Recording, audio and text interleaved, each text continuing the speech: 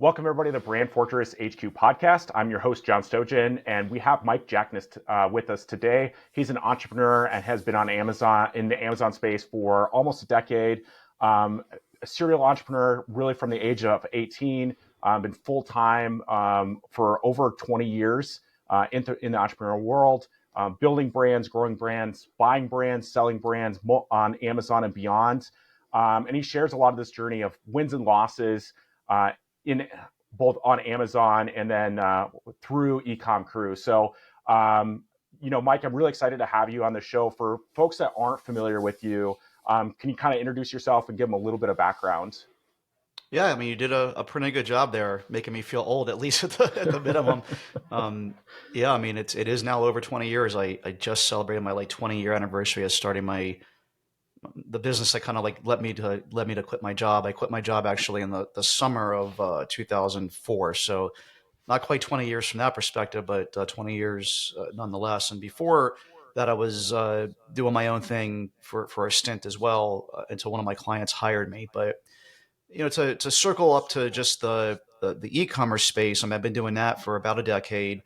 Started with the park domain treadmill.com and just decided one day I wanted to get into e-commerce. I was out on a hike and was like, I don't want to be an affiliate marketer anymore. I need to do something better with my life. And that's what it ended up being. And so without any e-commerce experience, I researched all the platforms, spun up a platform, figured out who all the players were in the industry, and started selling fitness equipment. And we sold millions of dollars of fitness equipment before selling that brand in 2015. And right at that same time that I bought another business, I also started Ecom Crew and was like, I'm going to document this whole thing along the way. And it certainly has not been straight up and to the right. There's been a lot of great wins. There's been a lot of big losses. But the thing that I always just get frustrated with is whenever you read something in the media or you listen to podcasts, it's typically chest pounding about how easy this stuff is or how easy entrepreneurship is, et cetera. And I wanted to do something different in that I would just share all the stupid stuff that I did or all the hard things that came up as well, to make people feel like they weren't alone in that journey. Because a lot of times that's the more prevalent thing that happens than the big wins.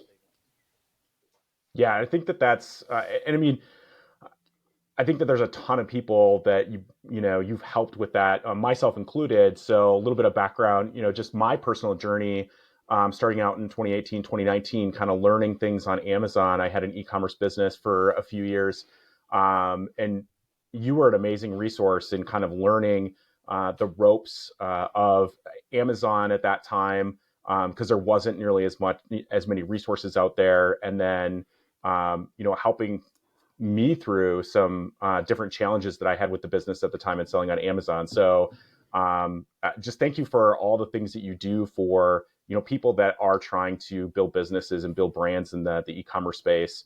Because I really do think that that's really valuable to have. Not like you said, everybody talks about the wins, but what does that journey look like? The ups and the downs portion of it, I think, is incredibly valuable. Yeah, and thank you for saying that. It's as you're kicking off a podcast here, you'll learn that podcasting is one of these really weird mediums where you're talking into a microphone, you get to talk to a guest, but you don't really ever get to interact with your audience. And so very rarely do I actually get to hear what you just said. And so it does help because like some days you're just like, why am I even doing this? Because it is a lot of work. But usually once a month or every few weeks or whatever, and especially when I go to a conference, all of a sudden it's like, oh, okay, this is why I'm doing it. So it's cool to hear that you were involved and listen to our stuff in the early days. I'm glad it was helpful. Yeah, thank you.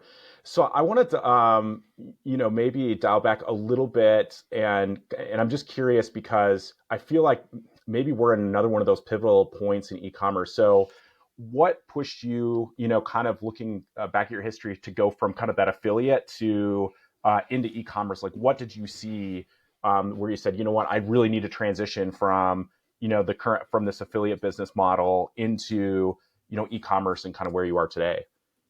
Yeah, it's interesting that you asked that question right now and kind of mentioned that there's some parallels in what we're dealing with now in e-commerce. Is I see a lot of that.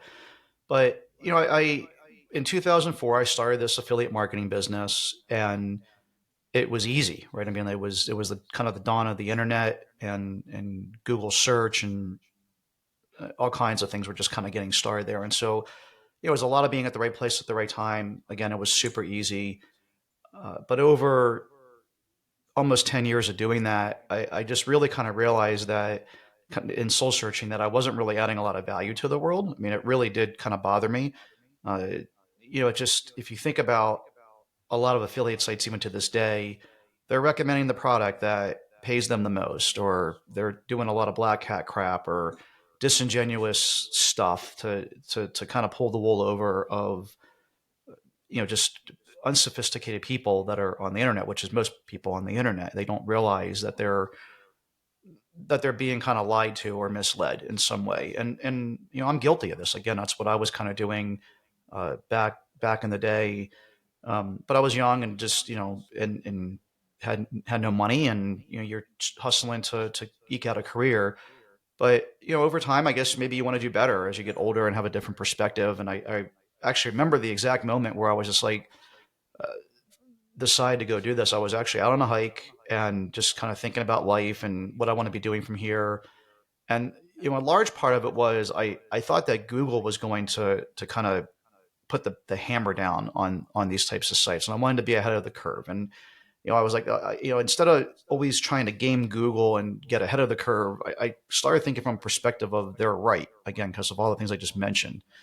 And so instead of doing that, I was like, I'm gonna start actually providing value, more value to the world by actually selling something and having a quote unquote legitimate site. And that's what I did. And I didn't get it all perfect the first go around, but I thought that again, by actually selling the fitness equipment rather than being an affiliate and pushing people to some other website to go buy it and making an affiliate commission, it would be better to actually service the customers and do all that. And uh, there was a long progression from there of how we got to where we're at now. But that was in that moment my thought process, and I'm definitely glad that I made the change.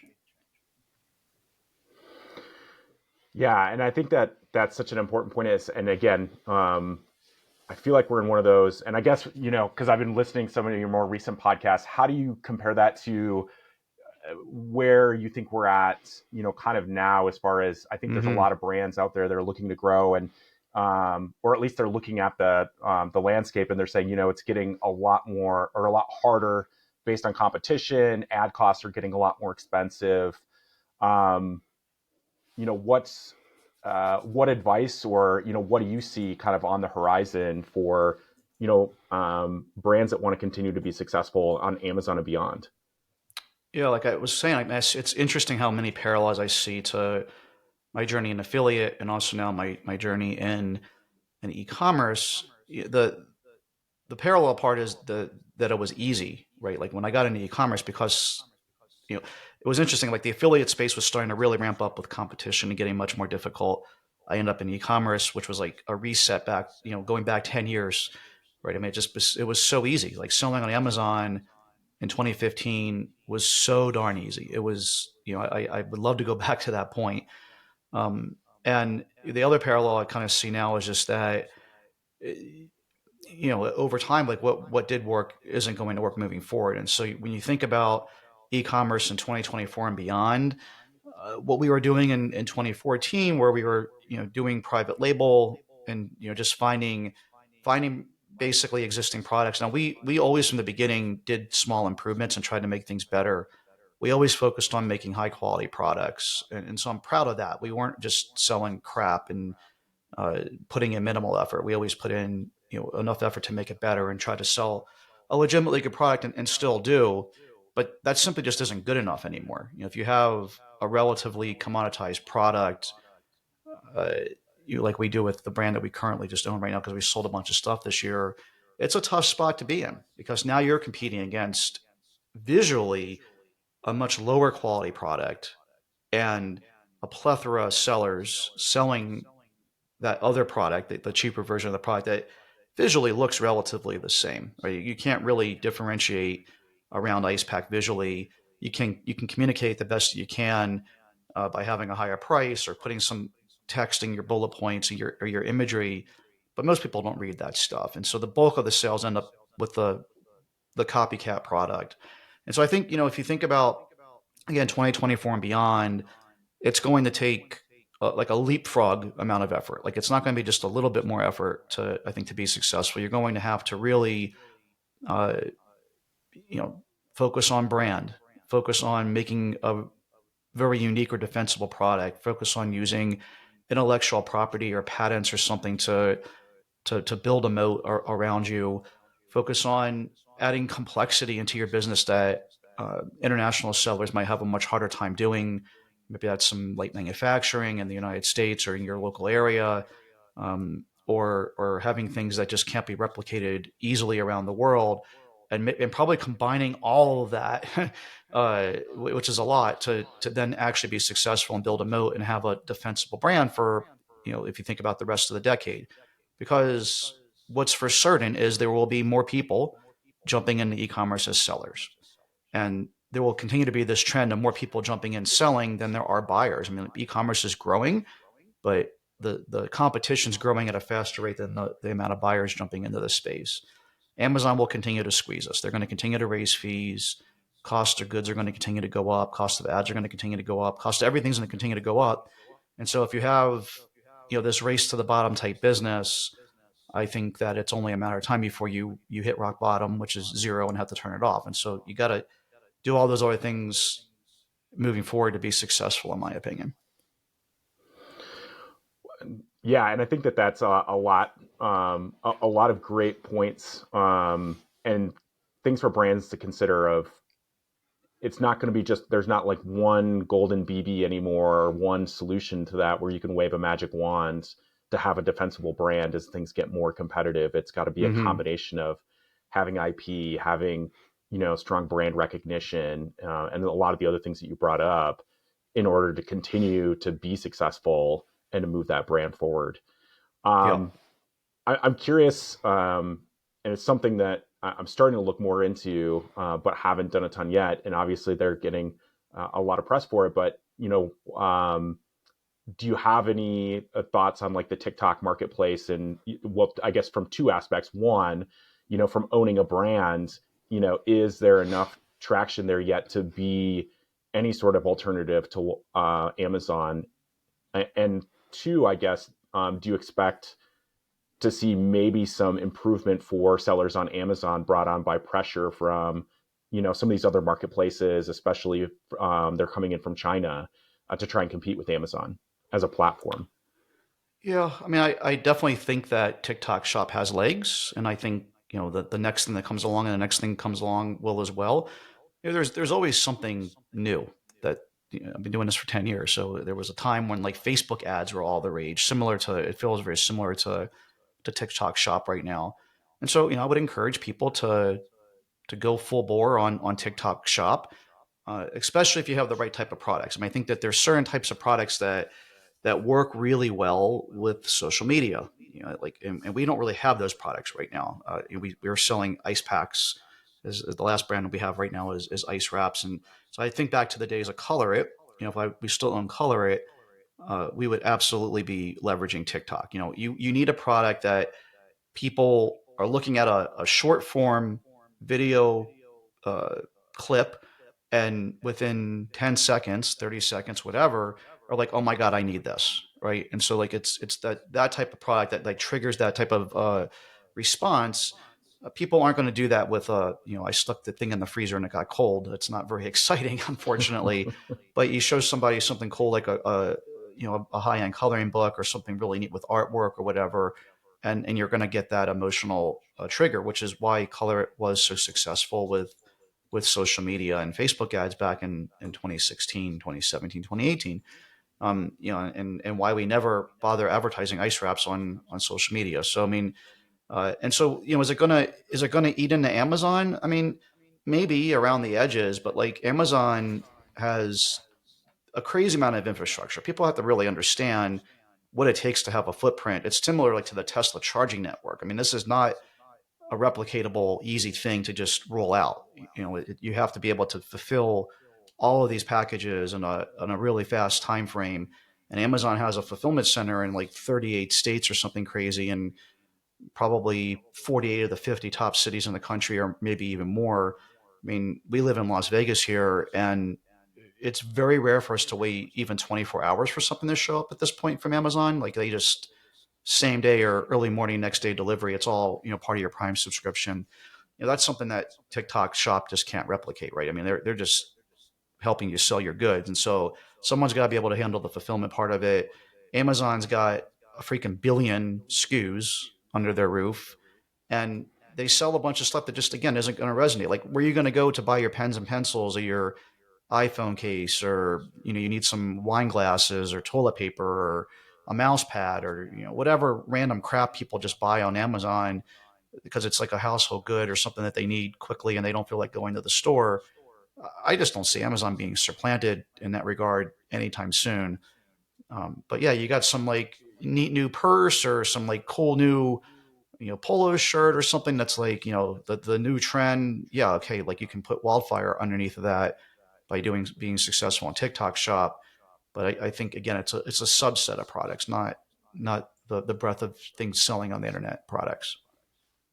Yeah, and that's a great point, with the logistics. I mean, I think about even Walmart that, is probably the only other company out there that really has a logistics network that comes close to Amazon's, and they Yeah, still really, they've made leaps and bounds in the last couple of years, but they're still, way behind Amazon when it comes to just the amount of products on there, the amount of sales that move, the amount of traffic that comes in. I think, most of what I hear from sellers, and of course it really depends on what category you're in and your brand and that type of stuff, but generally, they're looking at maybe 10% of the sales that they have on Amazon that, they're making on Walmart. And that's even with a platform that, has a big brand behind it, has a lot of logistics, and has a lot of the same, or some of the infrastructure in place that Amazon has.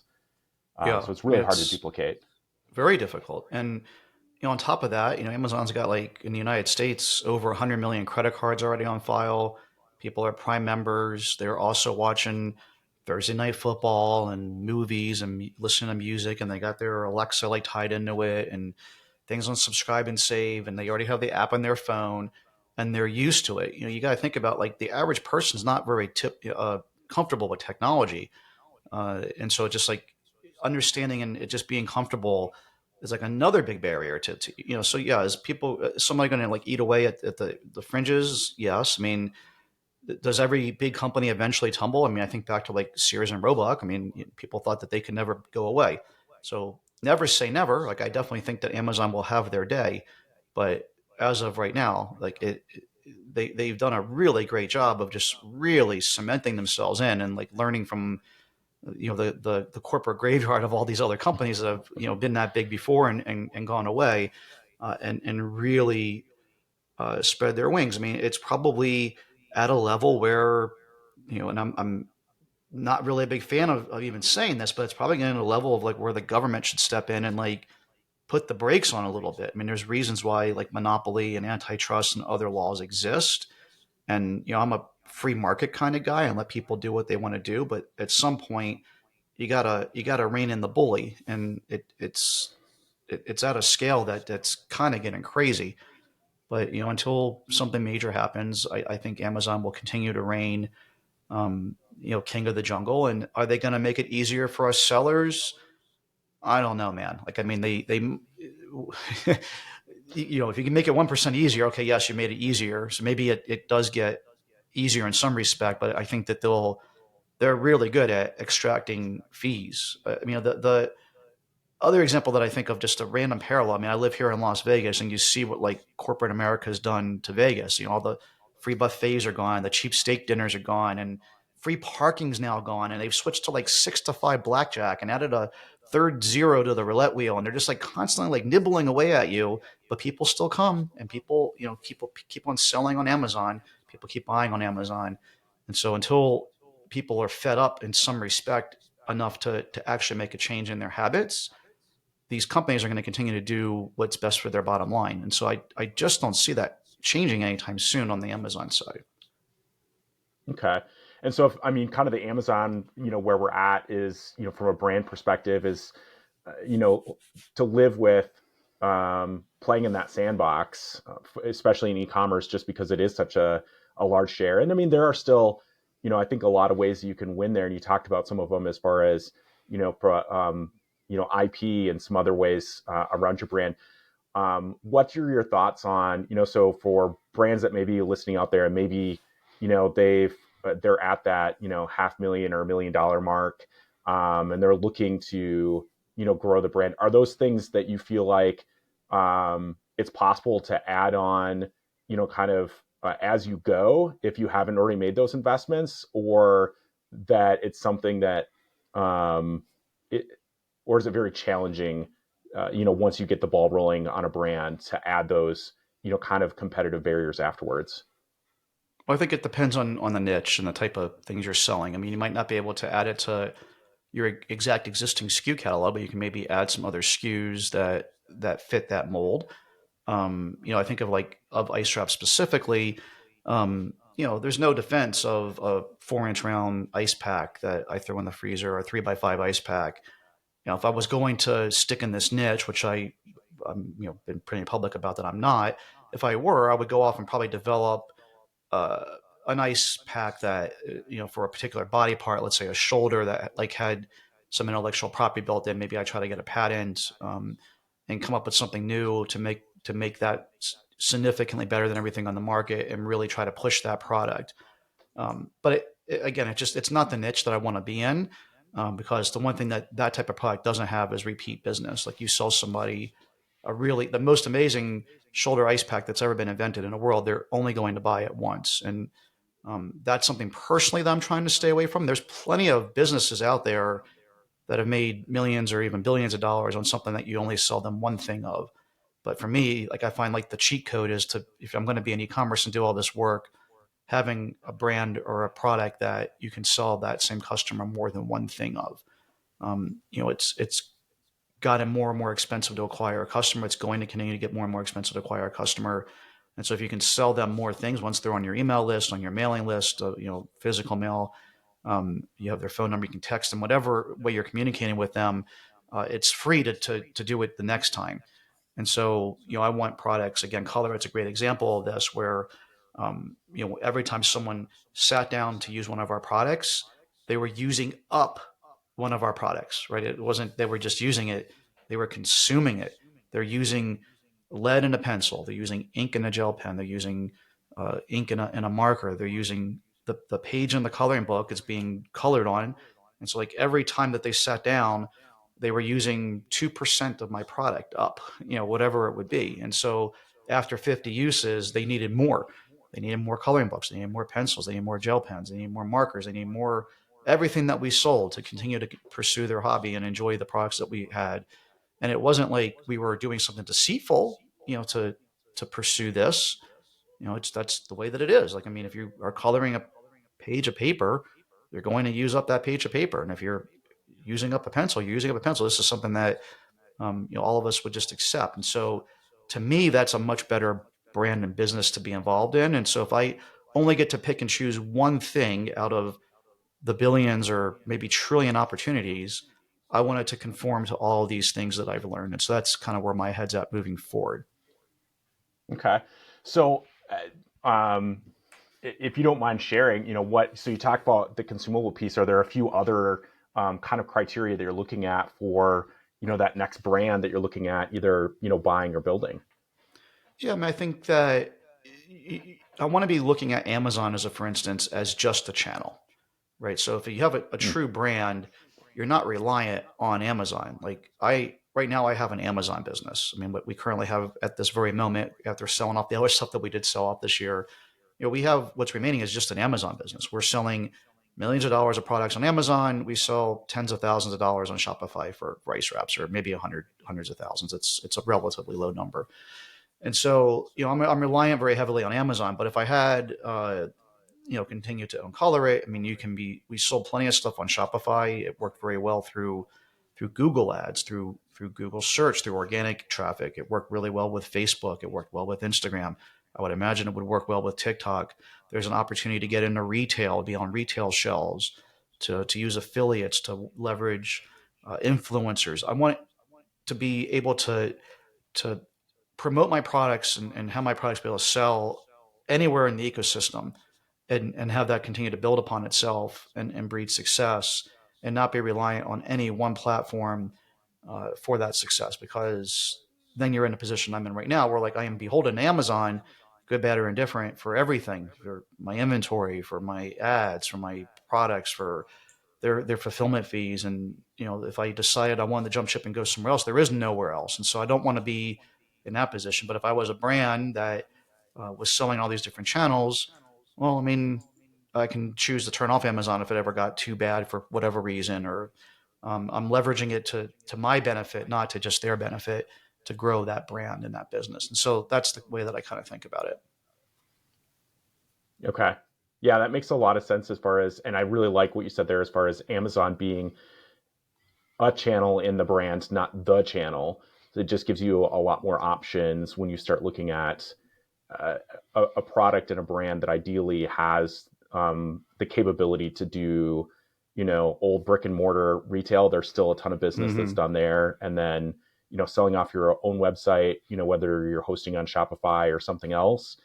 And even some of these other channels that, we talked about Walmart, depending on if it's a good fit, Etsy is also another channel where, there's still quite a bit of revenue happening and sales happening. So yeah, it's nice to have something where you can branch out, outside of the Amazon ecosystem and just look at it as, it's a great channel, but it not being your only channel in order to reach customers. You talked about some of the businesses that you exited over the last year.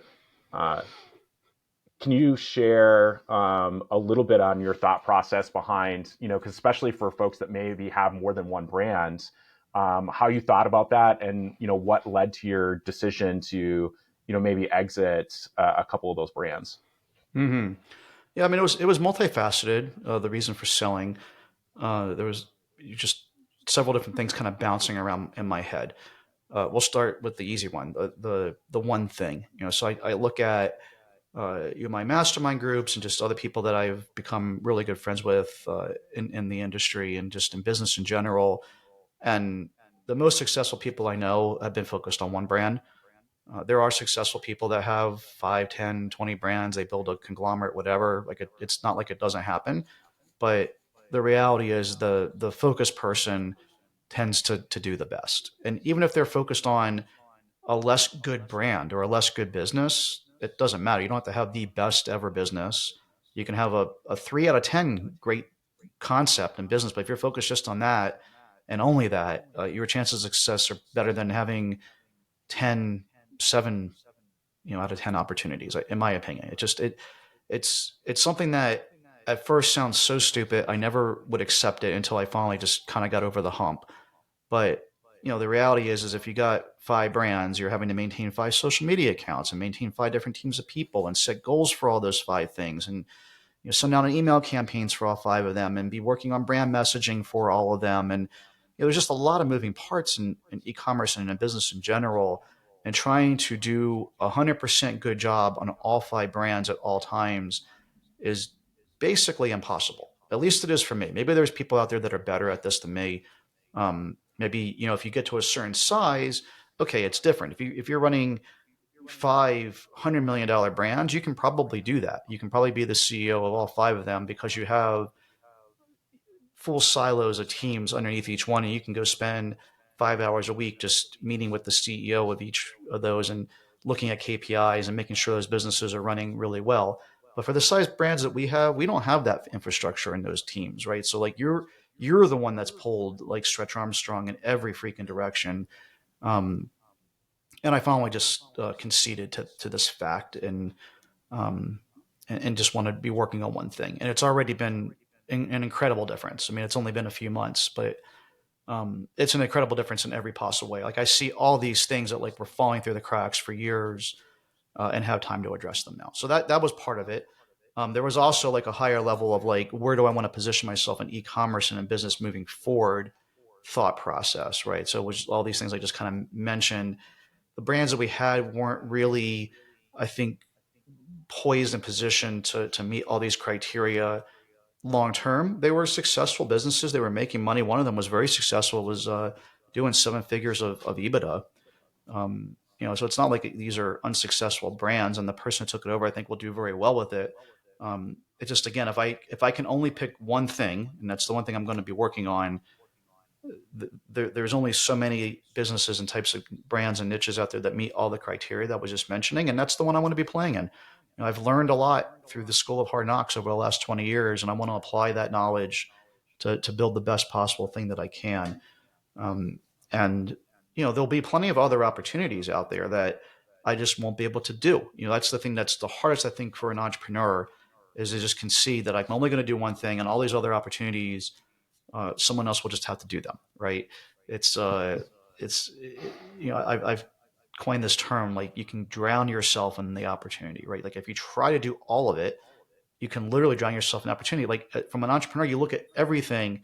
Like, I'm looking around my house right now, and there's like, we have these shutters. Well, I could be in the shutter business. They make a ton of money. It's like these guys, I feel stupid not to do that. And I'm looking at paintings in my room right now that are framed. Why do I not have a framing business? Because, like, I can make tons of money selling frames. And you think about all the niches in e-commerce. Like, why can't I just do this, this, and this, and this? And I should probably also, like, be running a solar company right now, because, like, solar is, like, more profitable and popular than ever. And again, you can't do all this stuff. Like, I mean, yeah, there's tons of businesses for sale and tons of opportunity out there, but just pick one and focus on that and do just that.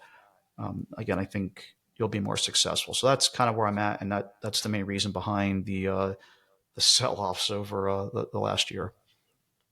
Okay, yeah, and I think that that's such a valuable thing for us to learn, just as from an individual perspective, as far as, well, one, and I put myself in this boat as an entrepreneur. I'm always looking for, what's that next, and quite frankly, a new idea is always more fun Yeah, than, continuing to work on the business that you have, where really need to roll up your sleeves and put in a lot of effort to, move it forward that 10 or 15%.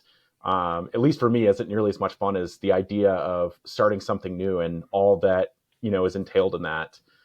And then also, because I kind of feel the same way, is that you look at someone like Elon Musk, who's running Tesla and SpaceX, and, well, I guess it's X now, and and those are his three major businesses. There's probably five others that he's at least somewhat involved in running in addition to that. And at least, speaking for myself, like, there's a reason why we're very in awe of what he's able to do. Is because I can't be Elon Musk, and if I try to do what he does, I just don't have, like, I'm just not built for that capacity and that mindset. And so, at least for me individually, figuring out what are my strengths and working off of my individual strengths, which are not the same as being able to run, 7, 8, 9, 10 different businesses or brands all at the same time.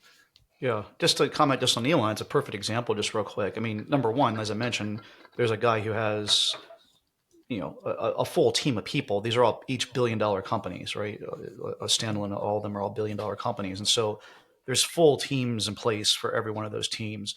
But the more important point to make here, what he's also sacrificing is, like, his life, right? I mean, like, the guy is known to, like, basically live at the factory, like, he, like, literally, like, sleeps in a cot in the factory, or um, works 16 hours a day, 7 days a week, and you know, I love Elon Musk. I mean, like, I'm a Tesla shareholder. I have a Tesla. Like, I think what he's doing is incredible. I mean, he obviously does. He says some crazy stuff these days, and maybe he should, like, publicly not get himself as much trouble as he does. But in terms of what he's accomplished, as an entrepreneur, absolutely freaking amazing. Now, I mean, it's his life, and he can go do what he wants, certainly. But I don't want to work like that any longer. I used to do this. I used to work, in 16-hour days, and that was, like, all that consumed me. But I didn't want to end up like him. I didn't want to end up with, like, you know, kids all over the place, and like, no relationship with a spouse, and probably isn't, like, he's got problems probably with friendships and other things that kind of come out of the dirt with, or mess with this. And so for me, like, there's a balance that's important of, I know that the business stuff is important to me. I can't shake that because it's just ingrained in my personality, and it's a part of who I am. So I need some success in some business of some kind to keep me happy, which seems stupid to say out loud, but I know that it's true. And so I got to scratch that itch. But what I don't need to do is, like, leave a cloud of dust and destruction in my wake in order to accomplish that. I can do it by working maybe 4 hours a day and having something that's slowly becoming successful and keeps my mind busy. while also, being a good husband, being a good friend, being a good child, to my both my mother-in-law and my parents, and all these other things, and maybe doing some stuff in the community, and taking care of myself, and trying to have some balance in that space. But you try running all this different stuff and doing all these things, you're going to end up in the hospital with a panic attack, like I did, and or have even something worse happen. And that's just a fact. Like there's no way around it. What, if you don't mind me asking, was that the last year that you ended up with the panic attack, It was or was actually that in recently? 2019. Okay. Yeah. And And, it's wild, and man. I mean, my Apple Watch, like literally said, like seek medical attention. I mean, my heart rate was like at 180 something. I felt like I was having a heart attack, like for sure. I thought either I was never leaving the hospital or I was about to go get surgery. It's a pretty wild feeling. What your mind, it's basically your mind uh, from just being stressed out so much for so long a period of time, just making your body do weird things, and that's what happened. Um, and so, yeah, I mean, I think a lot of entrepreneurs go through this. The more I talk to people that serial entrepreneurs, and as they get older, these types of things start happening. When you're in your 20s doing it, it seems like you can run through walls, but eventually it adds up. yeah, I feel like there's a lot of things that's true for, is that it feels like you can do almost anything in your 20s, and then eventually time Hmm. catches up with you. Unfortunately, so.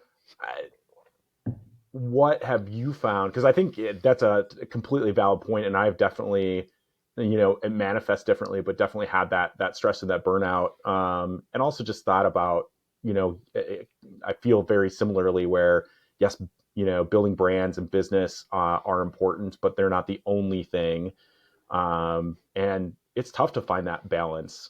So what have you found that's been helpful over the last few years in order to kind of combat that stress and that burnout?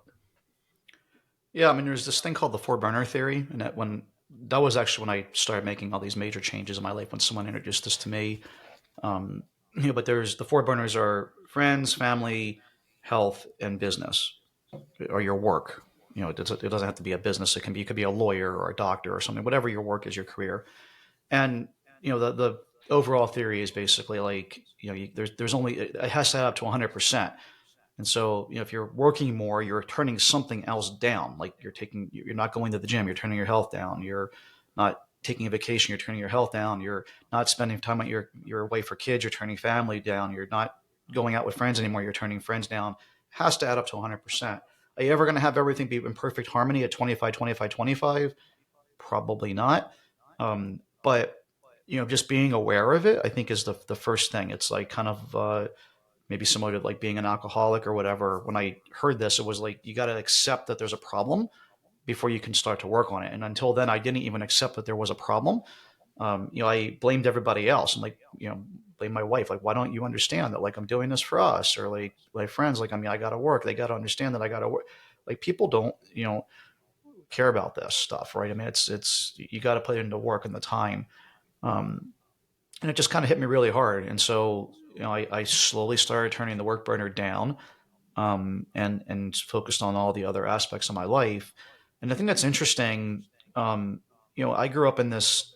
I grew up in the 80s and 90s. I think during a time where like hard work was a badge of honor, and certainly that's how it was in my parents' eyes because they were also entrepreneurs and always use we got business or worked or whatever as the trump card to kind of make an excuse of why they couldn't do something. And that's hard to get away from, like when you're kind of brought up in that environment. And so for me, it was always just like, if I'm working, I'm doing something like that everyone should be proud of or accept the fact that I'm doing it because I'm doing something better for myself. But again, that's not the way the world really works. And so, there's what ends up happening in that situation is sometimes you're just sitting at your desk, like, you know, trying to run the counter up of like, I'm working. It doesn't necessarily mean that you're super productive.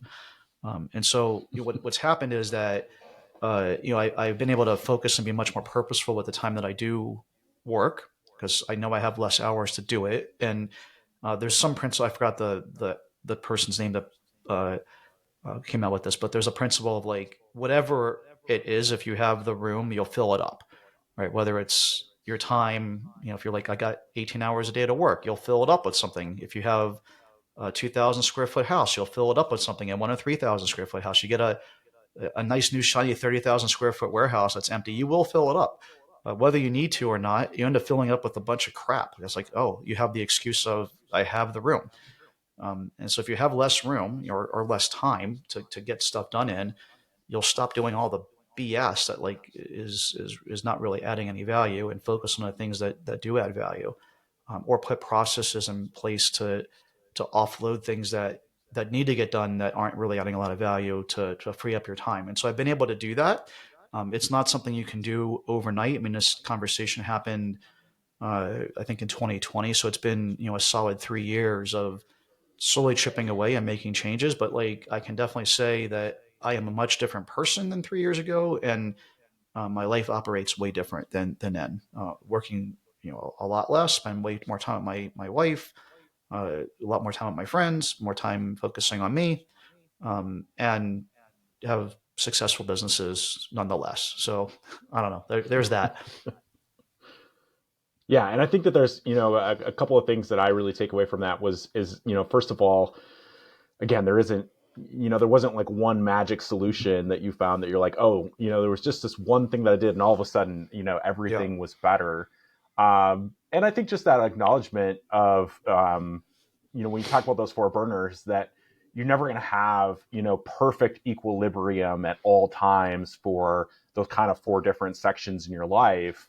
But just recognizing that there needs to be different seasons. It can't be work or business all the time, every day, because then that's when you do get burned out. And it's easy to do that because, like you said, it feels like the default, or at least for me, it feels like the default of, hey, you know, um, it's that's the easy decision to make. The harder decisions to make are, how am I going to make space for some of those other things? Like I personally have, kids who are teenagers, so they're only going to be, home for a few more years. Yep. And one of my big things over the last couple of years is carving out time, just for, things like, dropping them off or being there at the bus stop when they go off to school, or, driving them to the school or whatever it happens to be.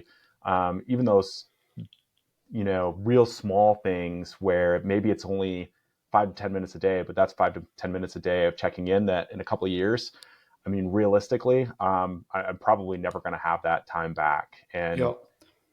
And the as thing much is, as I love the from your own business, experience that like they're going to remember this as well, right? Like, I mean, right? you think back to your childhood or whatever, and the things that you wish your parents did, or you regret that they did do or didn't do, whatever it is. And so, like, by doing this stuff, like, like you're putting an investment in something that is going to matter in their lives, right? It's at the end of the day probably the more important thing than like sending out that email or whatever that you're doing for business, because the emails will still be there, but the kids won't be. Yeah, absolutely. And I think, the two things is that I think was important that you talked about was, one is, it's taken me a while to realize that I don't have to be the one who does everything. And that, figuring out what is my unique contribution to the brand of the Mm-hmm. business in order to push it forward. And the fact that, not everything is important or even quite frankly needs to get done. Um, and I've learned a lot from just analyzing that through my businesses and just my day to day. And I still feel like I've got a lot of work to do as far as finding some more of that balance and probably turning down the business burner some more. But just the exercise of doing that um, has put some focus on how to find at least a little bit more time for those other burners other than business. Mm-hmm. Yeah. So in exiting, I'm curious, you exit a couple of businesses. How do you see, kind of switching gears here a little bit, how the market has changed for, for folks out there that are thinking about the end in mind and thinking about exits, both what you're seeing right now and what you expect, maybe in the next couple of years, as far as, even finding buyers, let alone looking at multiples and those types of things. Yeah. Oh, I mean, it's tough to have a crystal ball of like exactly what's going to happen moving forward. I mean, we can review what's kind of happened to here and make some assumptions, right? Which is that, um, the multiples like took a big skyrocket and then came back down to earth, and the reason they went up is because a bunch of these aggregators came into the space and inflated values and multiples of these businesses, all clamoring to like build these huge aggregator type businesses and then have a bigger exit. So they're paying, 4 or 5x multiples, thinking we're all chumps and thinking they're going to sell on an 8, 10, 12x and run these businesses up. But the reality is that they realize how hard it is to run an e-commerce business. And so almost all of these companies have failed. Um, and so we're back to kind of almost basically to where we were. It's kind of like been this constant of 2.5 to 3.5x multiples in these 5 million sub $5 million type e-commerce businesses revenue, sub $1 million EBITDA businesses typically are in that range. You get above $1 million of EBITDA, it starts to attract a different class of buyer. um, we're probably going to stay in that range, right? I mean, like the multiples have gone down a little bit right now because interest rates have gone up. Interest rates come back down, multiples will come back a little bit. At the end of the day, the way the math works is the way the math works, which is that I can afford X dollars a month. I'm going to put X percentage down. I can afford X dollars a month of payment. The business needs to cash flow, that much or more to make it a good investment. And so with interest rates as high as they are, it's lowering people's buying ability to buy these businesses, and so that's forcing multiples down because there's just less people in the market than there were.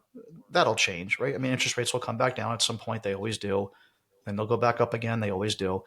And so, I think that there'll be that ebb and flow.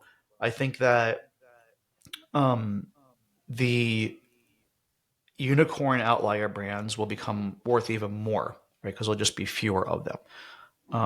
And so if you can create a true brand like I was talking about that meets all the criteria that I was mentioning in this podcast, I think that those companies will just be worth more and more money because there's just fewer and fewer of them. And there's always bigger fish in the sea. Like there's always someone that is truly trying to aggregate these types of businesses that is good at it and been successful with it. They're buying, 10, $20 million businesses or whatever and rolling them up and they understand the magic formula versus these yahoos that kind of came in with a crazy shotgun approach and just kicked out all the owners and thought that they can do it all better than us. The good companies keep the current people in place and make them have some sort of continued equity in the new business, roll it forward.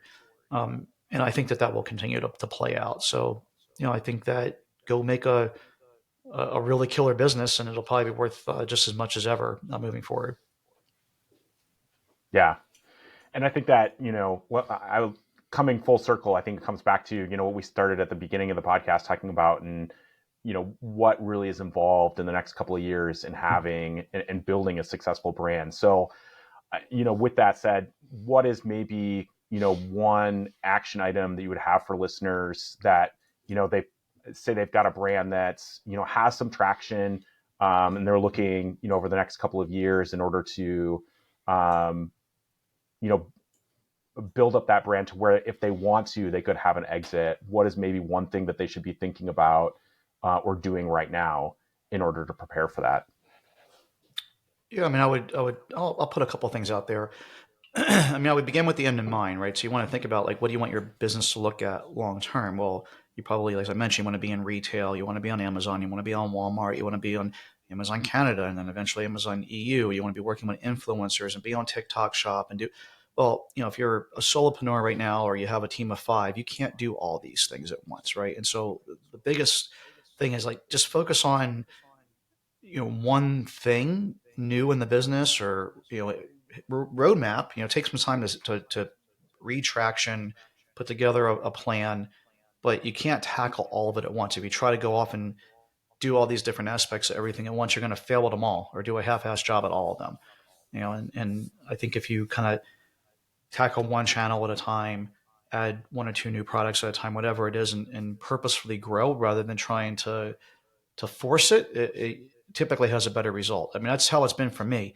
And the hardest part is to not want to to just turbocharge the growth, because as entrepreneurs, like, you see that opportunity and you want to go absolutely crazy with it. But whenever I really hit the accelerator pedal super hard, you're really trying to like bend time and do things that aren't physically possible. And there are some people that are successful with that because they just get lucky. But I just had breakfast with a really good friend of mine the other day who was going through this similar thing where like he tried to do 3 years with the stuff in 1 year, and now he's in a little bit of trouble. He's like kind of in a bind, and um, I've been there, and I think that's why he wanted to have breakfast with me, because like it's just like we're just commiserating over stupid decisions, things we've done in the past, and just what should he do moving forward. So I mean, like the answer is just to slow it down a little bit and try to focus on getting really, really good at one or two aspects of the business at a time. Once that's under control and you have a good team in place, and you can go focus on doing the next thing.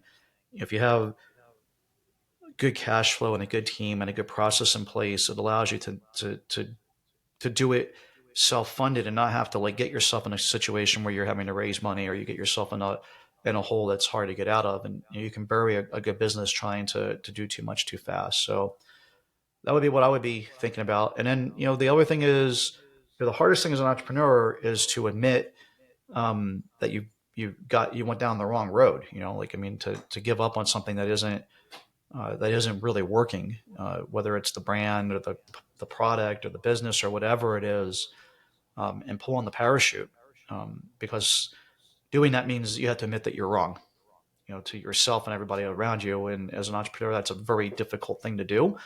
But what I would encourage you to think about is, don't delay the inevitable, right? If that's going to be the result 12, 18, 36 months from now, whatever, but you're just $1 million poor because you didn't, you didn't do it sooner, and the result's going to be the exact same thing, and you've wasted 3 more years that you could have been doing something else.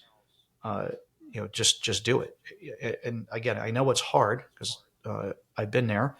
Um, it's the same type of thing as getting rid of an employee. It's we all have let a bad employee stay on too long, but you do it because it ends up happening because it's like emotional, right? It's like, they're a nice guy or nice gal, whatever, or like they're trying, they're going to get better. It's going to, you can make all the excuses you want. You end up doing the thing, inevitable anyway. Like, I've never felt like a year later that I was wrong, and I'm glad I kept somebody. Like, that's never once happened.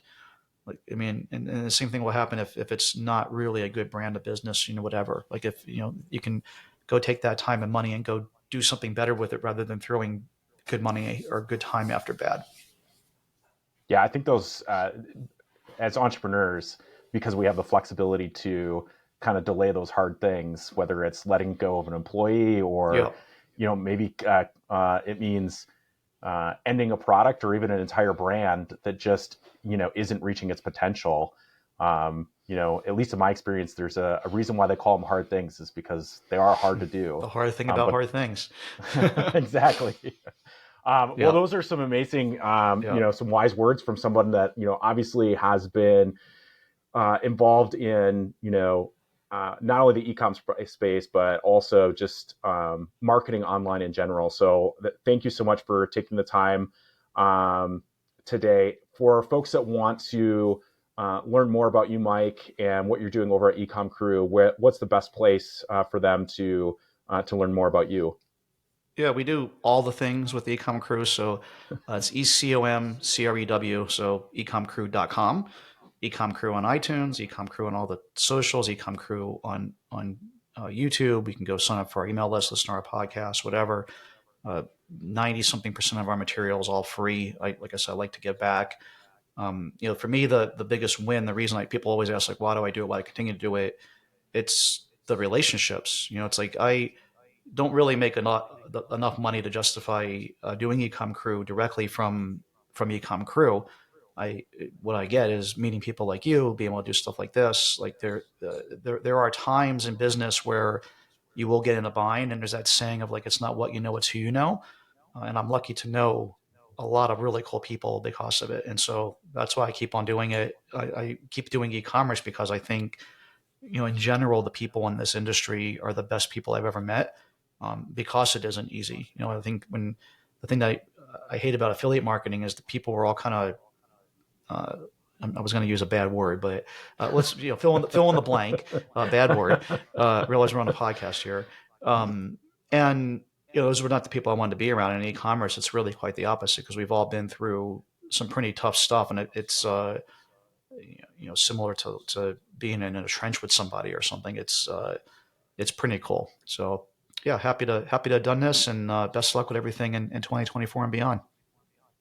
Yeah, thank you, Mike. And again, I appreciate you for being on the podcast. And for folks that want to see what those ups and downs look like, I think you just do a fantastic job of sharing it over on Ecom Crew. So I encourage people to go check out the podcast and everything that you guys have on your website, because you really share an open view of your story, and then also a ton of resources over there as well. Thanks, man. Really appreciate it.